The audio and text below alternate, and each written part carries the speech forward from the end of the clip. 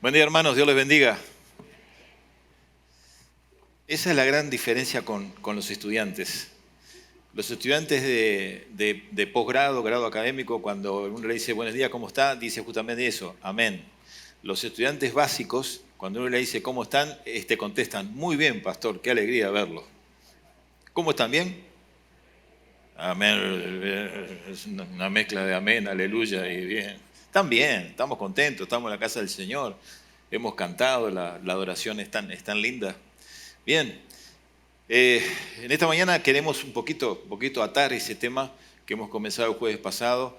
No sé cuántos de ustedes han estado todas las noches, pero hemos intentado un tema ir reconstruyéndolo cada día, agregando un ladrillo más para que uno pueda tener una visión más completa sobre este tema del discipulado. Tema del discipulado que se está tornando un tema básico. Yo comentaba el jueves pasado que en Estados Unidos hay una iglesia en la ciudad de Willow Creek, en el norte, cuyo pastor en 30 años levantó una congregación de 25.000, 30.000 personas, y cuando ya tenía todo lo que una congregación así tiene, su gran iglesia, con todo, etcétera, etcétera, él escribe un libro que él decía, nos equivocamos, en síntesis, ¿no? Dice, tenemos una iglesia muy numerosa, pero nos equivocamos porque hemos hecho religiosos y no hemos hecho discípulos. Eso desató una gran inquietud, ¿no? Como por ejemplo en las iglesias nuestras podemos tener miembros de la iglesia, cristianos, y podemos tener la cantidad X, 100, 200, 1000, 2000, 3000, lo que sea. Y podemos equivocarnos en no darnos cuenta de un elemento muy sutil, que podemos transformar gente en cristianos religiosos que vienen a la iglesia, cantan, etcétera, etcétera, pero que no tienen las características personales de la vida de un discípulo. Y siglo XXI, ser discípulo es una cosa y ser cristiano es otra. Obviamente el discípulo es un cristiano, pero no todo cristiano es un discípulo. Y hemos estado hablando de esto en estas noches, con el deseo que Dios nos hable a todos y que su vida pueda acercarse más a la de ser un discípulo o una discípula de Cristo Jesús y dejar de ser simplemente un cristiano que asiste a la iglesia y transformarse en eso. En esta mañana vamos a hablar sobre el apóstol Pablo, pero antes de hablar del apóstol Pablo, hubo un pastor ruso que se llamaba Haralán Popov. No sé cuántos de ustedes, 30, 40 años atrás, se acuerdan de él. Haralán Popov fue un pastor que pastoreó en la época que Rusia entró plenamente en el comunismo. Aquella época en Rusia fue muy dura. ¿Por qué? Porque el comunismo era ateo y el comunismo prohibió todos los cultos de las iglesias, cerró las iglesias, dejó abierta en ese momento alguna iglesia oficial controlada por el Estado, pero de todas maneras todos los pastores fueron perseguidos, fueron puestos en las cárceles y las iglesias desaparecieron como tales. Y pues vos cuenta que obviamente un régimen comunista, como era en ese entonces muy feroz, muy duro, tampoco pudo contra la fuerza que el Espíritu Santo pone en la vida, ¿no?, de los creyentes. Y había muchísimos grupos de creyentes que se reunían a escondidas, como pasó en China y como pasó en otros lados.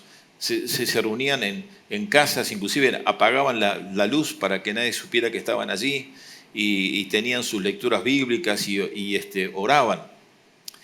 Y Popov cuenta que una vez el ejército supo de un grupo de estos cristianos que se reunían en una casa, y aparecieron 2 camiones de soldados con un capitán que los estaba guiando, entraron en la casa, rompieron puertas, todo, entraron y tomaron al grupo ese, que era un grupo, pongámosle, de 20 personas, 25 personas.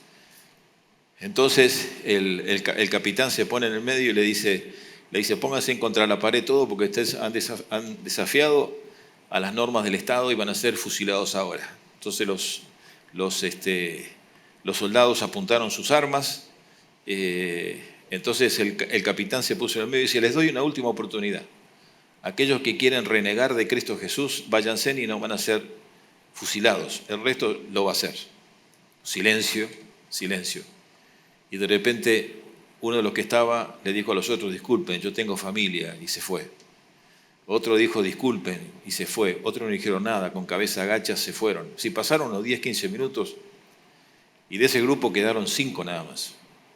5. Y esos 5 estaban allí mirando desafiantemente a los cañones de esos rifles que los iban a fusilar. En ese momento el capitán le dice a sus soldados, salgan de la casa y vuelvan a los camiones. Los soldados vuelven a los camiones y se quedan el capitán y los 5 solos. Entonces el capitán mira alrededor y dice, ya se fueron todos, ¿no? Bueno, ahora siéntense, vamos a orar juntos y vamos a leer la Biblia juntos. Y se sentó el capitán con ellos 5 y tuvieron un tiempo de oración, un tiempo de compañía. Y el capitán dijo, era necesario que se fueran los que no son, para que queden los que son. Impresionante, ¿no? Y escucharlo de alguien que lo vivió tan de cerca, ¿no?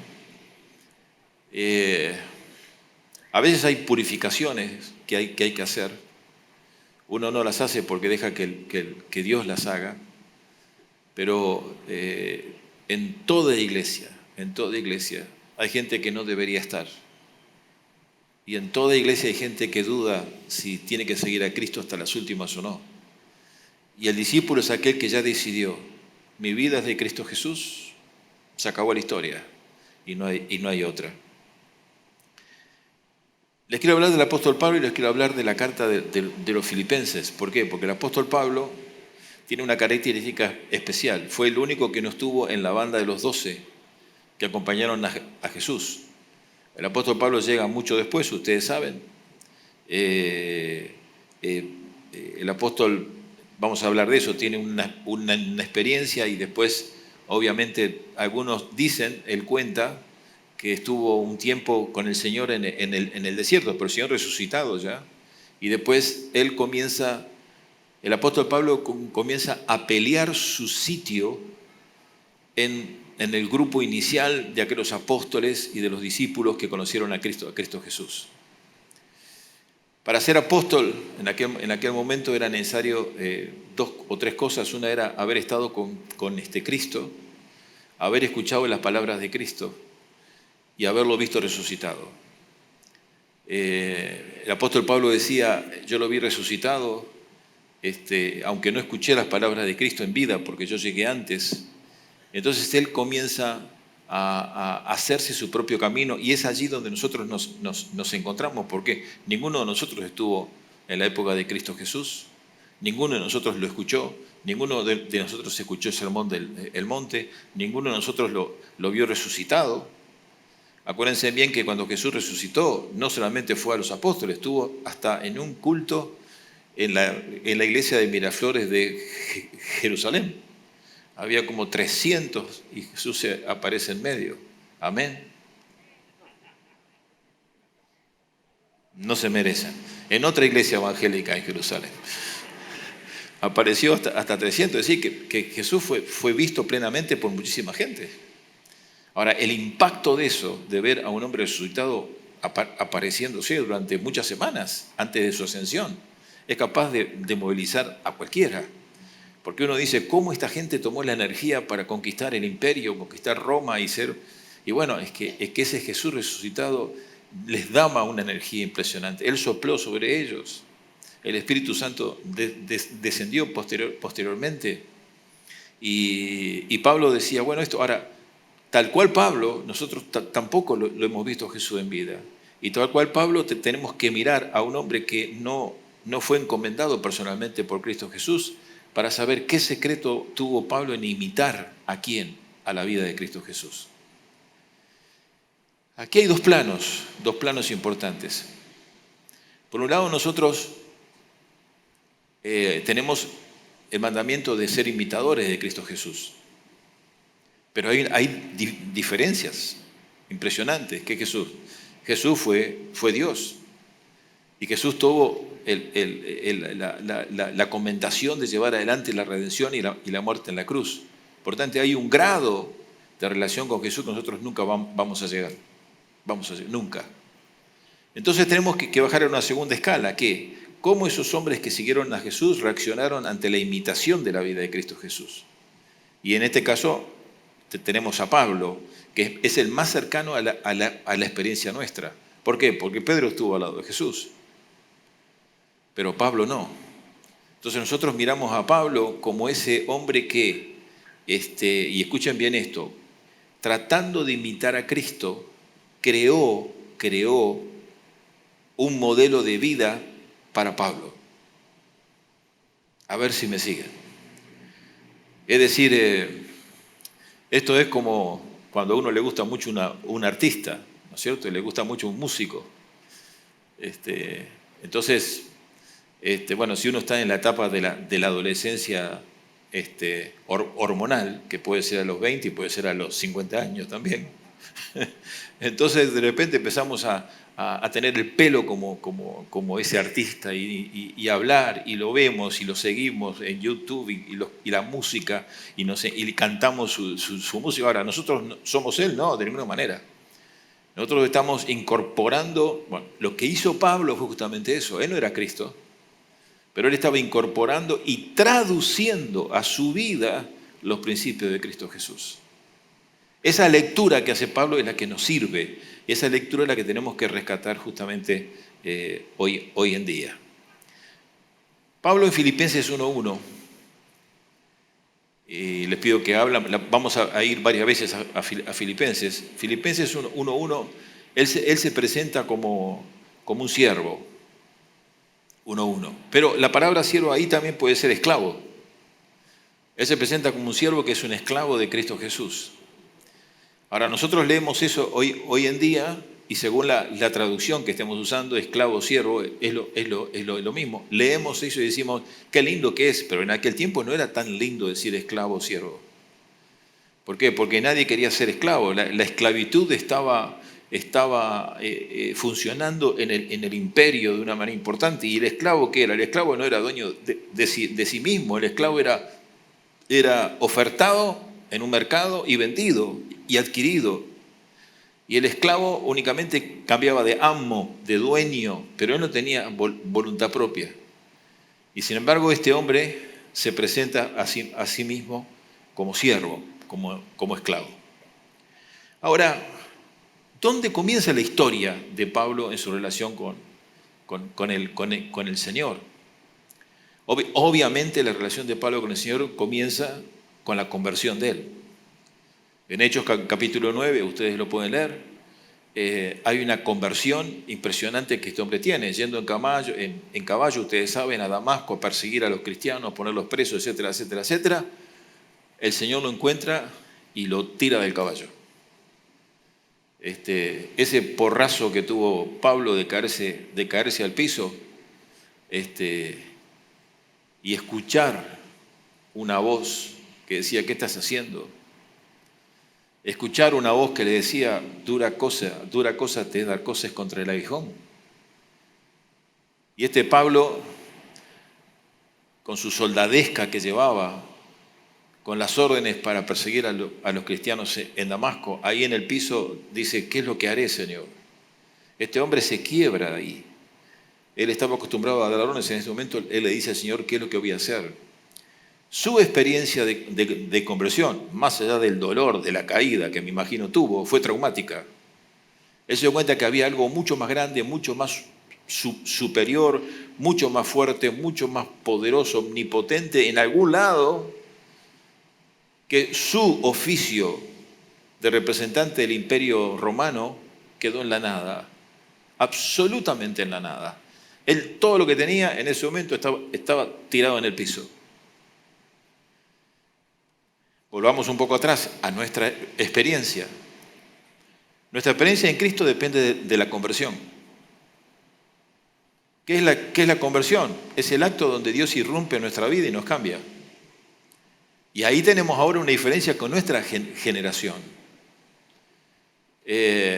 La generación de los años 50, 60, por lo menos en Argentina, y creo que aquí también, el orgullo era saber el día, el mes y el año de su conversión, hasta la hora. Yo tenía en la iglesia un hermano muy, muy querido, que él se gozaba. Le digo, ¿y cuándo se convirtió usted? Y pastor, yo me convertí el 14 de julio de 1954 a las 7 de la mañana. Tremendo. La generación nueva le dice, ¿usted cuándo se convirtió? Y no sé, creo que fue hace un año, me parece. O pastor, aún lo estoy pensando. Ahora, seguro, quizás la experiencia suya no fue así. Dios lo tumbó del caballo a usted y reaccionó. Pero quizás, si hiciéramos una encuesta hoy en día, ¿qué día, qué hora, qué mes usted nació de nuevo por la gracia de Cristo Jesús? Quizás muchos de ustedes no se acordarían cuándo fue.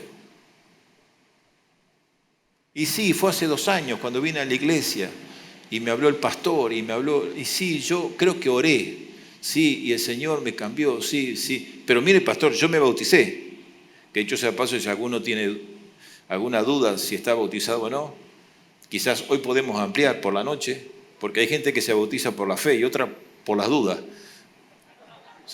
Si usted no se acuerda, después del culto podemos hacer un acto de bautismo por las dudas, no por la fe. Ahora, ¿qué sucede? Cuando yo no estoy totalmente convencido que el Señor irrumpió en mi vida y me cambió, no hay nada que hablar. Usted simplemente va a ser un cristiano que le encanta venir a la iglesia porque le gusta a la gente, pero no se puede pedir más. ¿Por qué no se puede pedir más? Porque si usted quiere ser un discípulo de Cristo, tiene que estar consciente del momento que el Señor y lo que significó. ¿Por qué? Porque el discípulo del Señor tiene un antes y un después. Y puede decirlo, yo antes era así, así, asá, el Señor llegó a mi vida y ahora soy así, así, asá. Un hermano un día me hizo algo que me hizo reír. Le digo, ¿qué pasó en la vida tuya con Cristo Jesús? Y el pastor dice, ¿sabe? Después yo hice los cursos de vida abundante, ahí me di cuenta que el Señor me perdonó los pecados. Pero ¿sabe qué fue lo más importante que a mi vida? ¿Qué? Mire, pastor, yo era de decir malas palabras, de 10 palabras, 15 eran malas palabras. Toda la vida. ¿Y sabe qué pasó? ¿Qué pasó? El día que recibió el Señor, no entendí nada, pero empecé después a hablar como los ángeles, nunca más dije una mala palabra. Y cuando escuchaba a alguien decir una mala palabra, me ponía mal. Y le decía, cállese la boca. Y me decía, pero si usted siempre habló así, pero no, ahora el Señor está en mí. Algo tiene que haber cambiado en su vida. Ahora yo voy a hacer una pregunta y usted si quiere pone su mano en alto o no. ¿Usted está seguro que el Señor cambió su vida? Levante su mano, que tenemos autorización para levantar la mano, por lo menos. Muy bien. Eso es la clave del discipulado. Tenemos que empezar en algo, en ese momento en que el Señor irrumpió en mi vida. Ahí tenemos que nosotros empezar. Ahora, ¿cómo fue la vida del apóstol Pablo? Después. ¿Por qué? Porque él era un hombre es decir, él no quería perder años de su vida. Él los invirtió, él hipotecó su vida en Cristo Jesús. Y en ese momento él hizo lo que se le pedía y aún más, y aún más. Ahora, muchas veces nosotros creemos que ser discípulo es hacer lo que otros nos dicen. Usted tiene que hacer eso, tiene que hacer aquello, tiene que hacer aquello. Pero no es así. El discípulo es aquel que lee su vida, él la lee de otra manera. Él la lee de otra manera. Dice, no, desde ahora en más la vida mía tiene que tener todos elementos. Vamos a ir a Filipenses capítulo 3. Filipenses capítulo 3. En Filipenses capítulo 3 encontramos un pasaje realmente increíble, donde desde el versículo 4 en más, dice Pablo, leyéndose a sí mismo, como decíamos, aunque yo tengo también de qué confiar en la carne. Si alguno piensa que tiene de qué confiar en la carne, yo más. Entonces él comienza a hablar de él.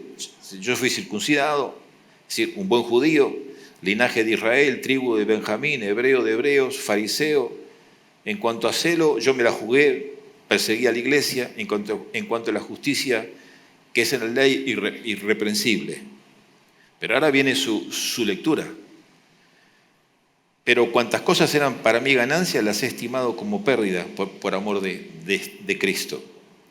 Y ciertamente aún estimo todas las cosas como pérdida, por la excelencia del conocimiento de Cristo Jesús mi Señor, por amor del cual lo he perdido todo y lo tengo por basura por ganar a Cristo Jesús. Este término basura es muy fuerte, imagínenselo, quiere decir mucho más que esto. ¿Cuál es su lectura? Yo tengo valores personales. Y cada uno de nosotros tendrá sus propios valores. Mire, pastor, yo desde chico luché mucho, yo tengo mi oficio, yo fui a la universidad, yo estudié, no tenía dinero, trabajé, me levanté, caí. Pastor, formé una familia y peleamos esto y aquello y tenemos hijos, pastor. Otros dirán, viajé por el mundo entero, otros dirán, hablo 5 o 6 idiomas, otros dirán. Esto es lo que decía Pablo. Pero en su momento él cierra la lista y dice, todo esto lo considero como una pérdida, como que no vale absolutamente nada. El segundo paso para un discipulado paulino, más allá de la conversión, es que usted llegue a un momento en que entienda que todo lo que usted obtuvo, tiene, piensa tener, todo su esfuerzo, no es que no es importante, no, sino que no sirve. Que no sirve para contentar las demandas que hace Cristo Jesús sobre nuestra vida. En Guayaquil había un médico muy famoso, conocido mío, a pesar de que él llevaba unos años, falleció. Él tenía, no me acuerdo si 7 o 8 hijos. Parece que el mandato de llenar la tierra se lo dieron a él nada más. Y era un médico con muy buena posición económica, amante del Señor. Cada vez que yo iba a Guayaquil, él armaba un desayuno de médicos en la casa y juntaba 20, 30 médicos y me dice, pastor, predique el evangelio, pégueles con todo. Entonces, un día yo estaba de paso, él me llama y dice, vamos a tomar un cafecito. Nos sentamos a tomar un cafecito y dice, Walter, dice, ¿sabe lo que me está pasando? ¿Qué le está pasando? Mire, yo tengo, no me acuerdo, 17, 8 hijos. Tengo 2 hijos abogados, 2 hijos médicos, un hijo psicólogo, 2 psiquiatras, qué sé yo. Y el último hijo, el menor, el que yo quiero tanto, tiene mi mismo nombre, qué sé yo, ¿sabe qué cosa espantosa nos pasó? ¿Qué le pasó? Que quiere hacerse pastor.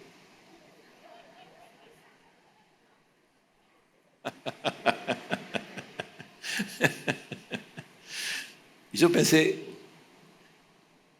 la mejor profesión en el mundo es esa, si Dios nos llama, es lo mejor que puede haber. Y para este hombre era lo peor. Dice, ¿qué va a hacer mi hijo al lado de sus hermanos médicos y abogados? Carlos, le digo, usted es un hombre que ama a Dios. Y ahora Dios le está haciendo una gran prueba a su vida. ¿Cuál es? Llama a un hijo al servicio de él. Y le digo algo más, no porque uno sea pastor.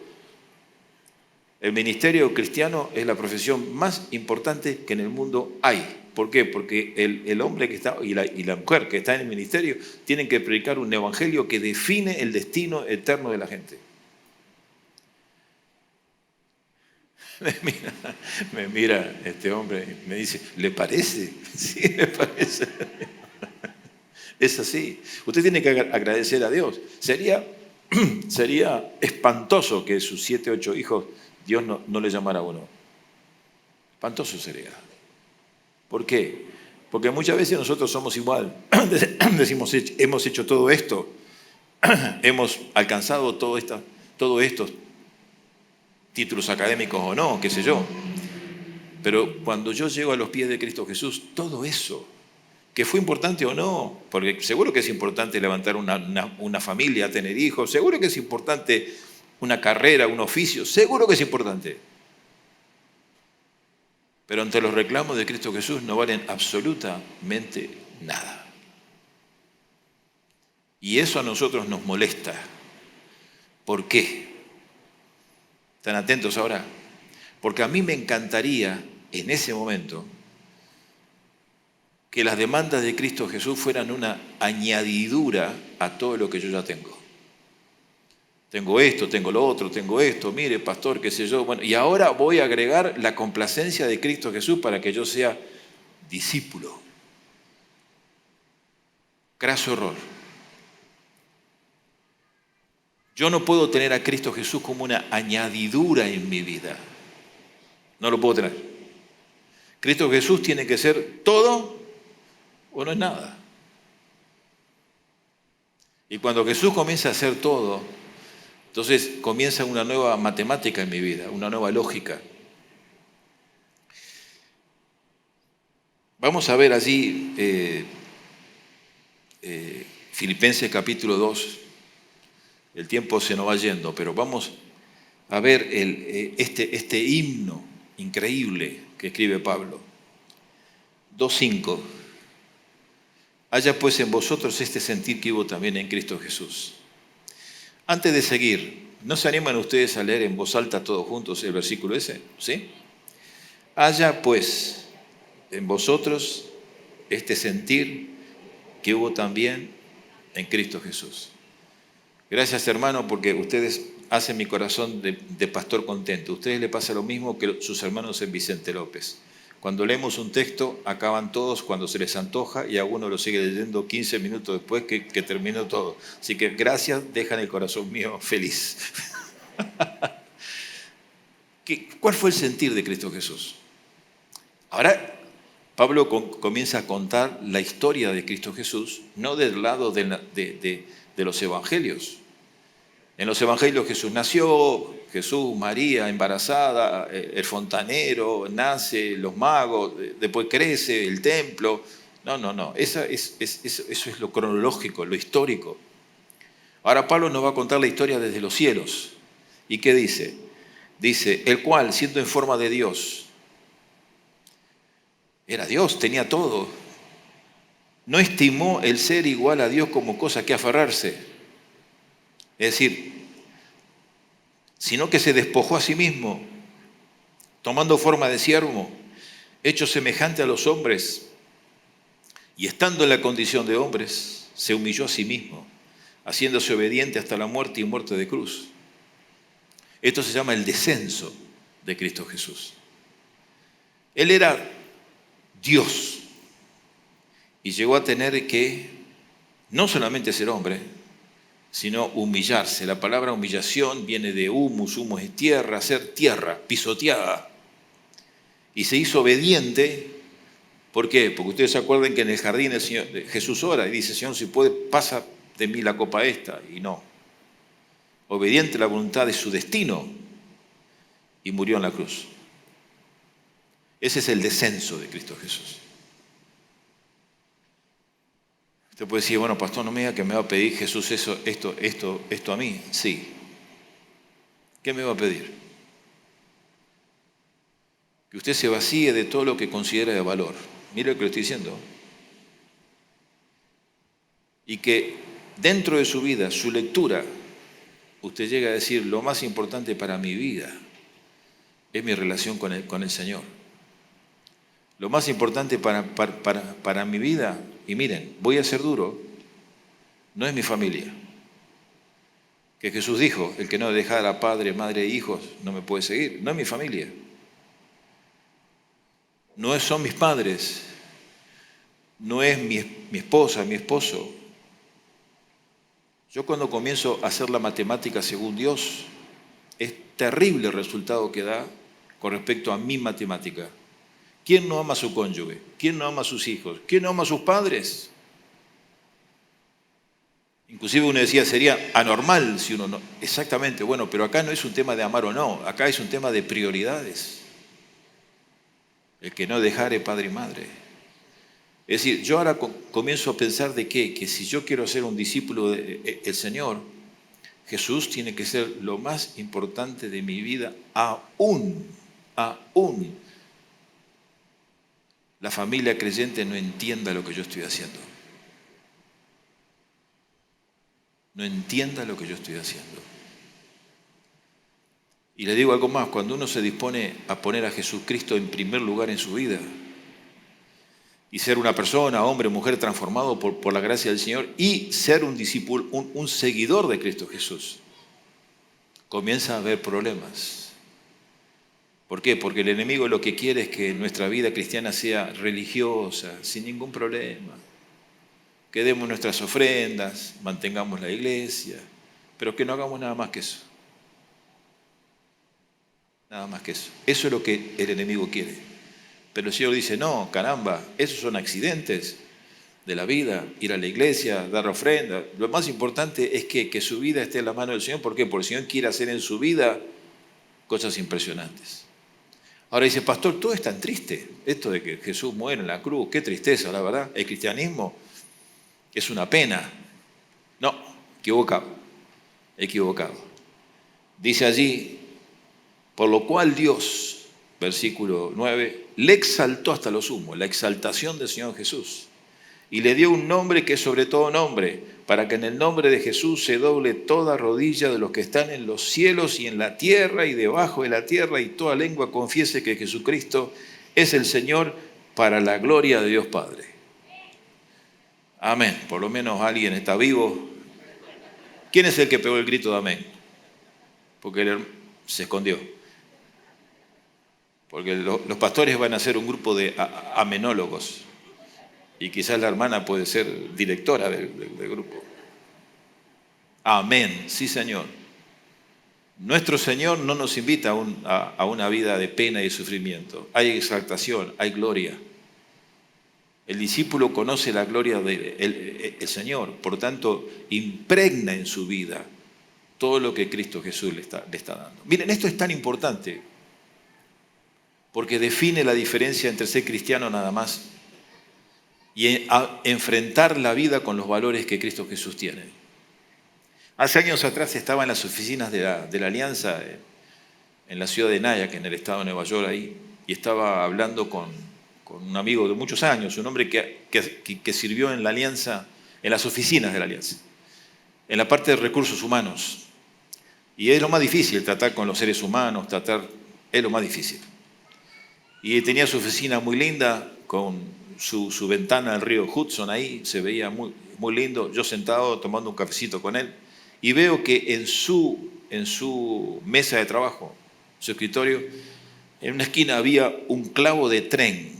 ¿Saben lo que son los clavos de trenes, no? Los clavos esos con que se clavaban en tierra no sé el nombre que tienen las maderas, los durmientes, ¿no? Sí, donde iban las vías puestas. Entonces y tenía un clavo, obviamente muy viejo, que estaba allí.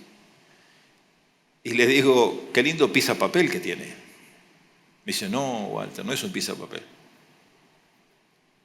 Dice, ¿sabe las veces que ante problemas, decisiones difíciles, tuve que acariciar ese clavo pensando en los clavos de la cruz? Y yo, antes de tomar la decisión, toco ese clavo, porque Jesús fue crucificado. Y cuando toco ese clavo, pienso en la crucifixión de Jesús, y mi pensamiento es otro, mi decisión es otra. Bueno, a mí me impactó. Volví a Buenos Aires y creo que compré una caja de clavos para poner por todos lados. Tocar el clavo a él le recordaba de la muerte de Cristo Jesús. Ser discípulo es que haya en ustedes el mismo sentir que hubo en Cristo Jesús.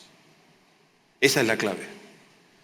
Y que lo que más valga en la vida es el señorío de Cristo Jesús en su vida. Ahora, quizás en esta mañana usted nos acompañó desde el jueves o llegó acá por primera vez y se da cuenta que su vida está a distancia larga de eso. Usted es un buen creyente, pero le falta que el Señor tome el señorío de su vida. Y usted necesita saber tener la alegría de ser un discípulo de Cristo Jesús. Y a mí me gustaría que en esta mañana tengamos un tiempo de encuentro de usted con el Señor, un tiempo de altar espiritual, donde si usted está buscando a Dios de una manera especial y desea abrir su vida para que ese sentir de Cristo Jesús esté en usted, usted lo puede hacer en este momento. El Espíritu Santo está aquí guiándonos. Así que le pido que inclinemos nuestras cabezas y tengamos un tiempo de encuentro, un tiempo de acercarnos al Señor. Allí donde está usted, si desea, si buscando al Señor con tranquilidad, decisión, diga: Señor Jesús, qué lejos estoy de esto. Señor Jesús, en esta mañana yo quiero abrir el corazón para que el sentir tuyo esté en mi vida. Quiero vivir para ti. Quiero trabajar para ti. Quiero orar y conocerte cada día más. Señor, quiero ser un discípulo tuyo en esta generación. Señor, te lo pido y perdóname las veces que fui duro hacia las demandas tuyas. En esta mañana me presento ante ti, Señor. Y aquellos que han orado, por favor, pónganse en el pie. Aquellos que han dicho la oración esta, pónganse en el pie. Yo quiero orar por ustedes. Adelante, sin ningún temor. Dios te bendiga. Dios te bendiga. Los que están arriba también, Dios les bendiga. Dios les bendiga. Dios les bendiga. Dios les bendiga. Ahora yo voy a pedir algo más. No necesitamos consejeros para esto, pero me voy a tomar una licencia porque creo que es importante. Ustedes que están puestos en pie, quizás hay alguno de ustedes que en esta mañana tiene que decirle al Señor: Señor, en esta mañana mi vida va a cambiar. Y yo quiero dejarte en tu altar, quiero dejar la vida mía para que tú me transformes como tú quieres. Ese hermano y hermana, yo le voy a pedir que venga despaciosamente aquí enfrente, que se acerque acá, que se acerque acá. Yo quiero orar por ustedes acá. ¿Habrá alguien? Acérquese, sin ningún temor. Dios le bendiga, hermano. Acérquese. Dios le bendiga. Si hay alguien que necesita una manera especial de decirle al Señor: he aquí mi vida, acérquese despaciosamente. Dile: Señor, en esta mañana yo quiero ser discípulo y discípula tuya. Y quiero entregar mi vida de una manera como nunca lo he hecho antes. Acérquese. Amén. Dios les bendiga. Dios les bendiga. Dios les bendiga. Dios les bendiga. Dios les bendiga. Nos ponemos en pie todos, si les parece. Nos ponemos en pie todos. Dios les bendiga. Padre, en esta mañana las palabras aquí ya están de más. Simplemente yo te ruego que el Espíritu Santo ministre, que el Espíritu Santo confirme tu palabra en la vida de mis hermanos y hermanas, y que su decisión en esta mañana sea una decisión que cambie no solamente sus vidas, sino que cambie la iglesia también.